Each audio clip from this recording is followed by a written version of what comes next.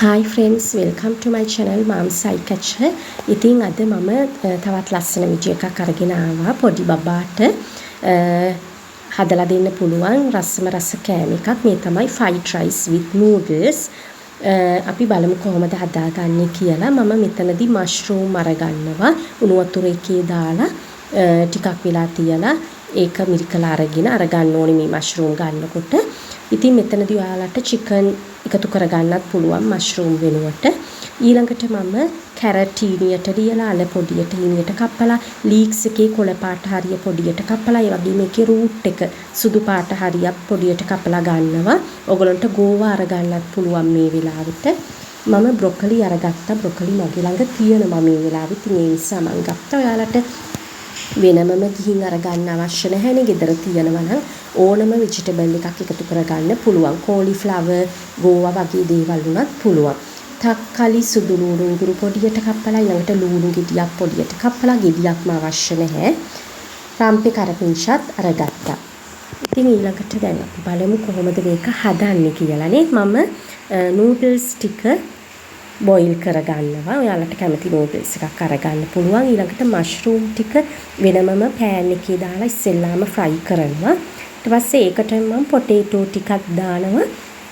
මොකද මේ ටික ගොඩක් වෙලා යනවනේ fry වෙන්න. ඒ නිසා මුලින්ම අපි මේක fry කරගන්න ඕනේ mushroom and potato. ඊළඟට මම එකතු කරගන්නවා මේකට carrot.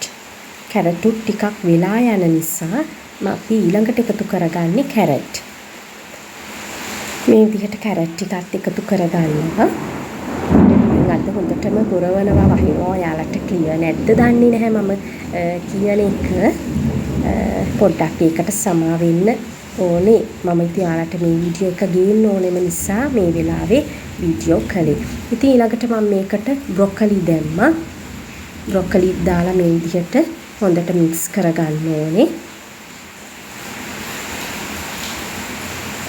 ඊළඟට මම leeks ටික එකතු කරගන්නවා. leeks සුදු පාට හරිය roots එකෙන් අපි කපලා ගත්තා. ඒ ටික අරගන්නවා. ඊළඟට කොළ පාට කොටසත් මේකම එකතු කරගන්නවා.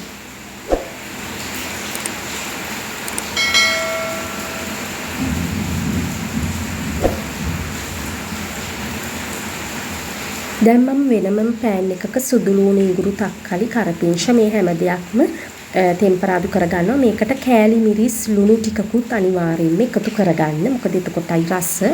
ඊළඟට vegetable mixture එකට අපි ලුණු ටිකක් එකතු කරනවා. මම chicken stock එකෙන් පොඩ්ඩක් එකතු කරනවා. ඔයාලට vegetable stock එක වුණත් එකතු කරගන්න පුළුවන්. ඒ නැත්තත් ප්‍රශ්නයක් නැහැ. ඊළඟට මම උයාගත්ත බත් ටිකට මේ තක්කලි ලුණු mixture එකයි vegetable mixture එකයි ඊළඟට noodles උයි ඔක්කොම මේ අපි කලින් උයාගත්ත බත් එකට ඇඩ් කරනවා. ඊළඟට මම විතරයක් වෙනමම ස්ක්‍රම්බල් කරගන්නවා.